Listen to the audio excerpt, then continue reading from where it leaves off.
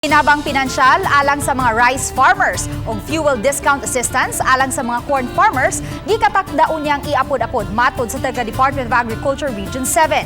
Samtang nanawagan usab og assistance ang DA sa mga LGU aron masiguro ang supply sa tubig gikan sa mga dams ug irrigation projects nga mulungtad bisan kung muigo na unya ang El Niño phenomenon. Ani ang report.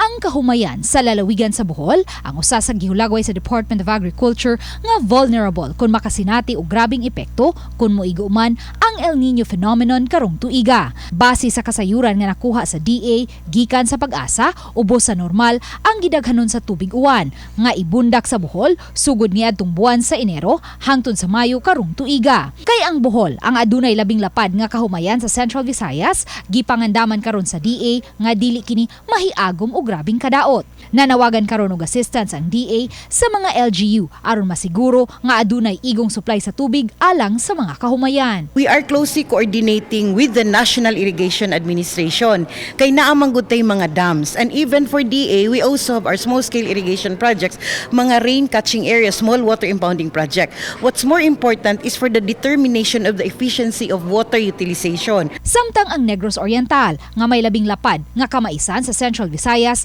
Nameligro usab nga mahiagom og kadaot kay gipanglantawan nga mas daghan ang tubig uwan nga mabubo sa buwan sa Hunyo hangtod sa Setyembre karong tuiga base sa data sa pag-asa. We have to continuously monitor kay kung pananglitan daw kung dili na gid siya mag-ulan, ang next nga cropping season mo na say atong problema.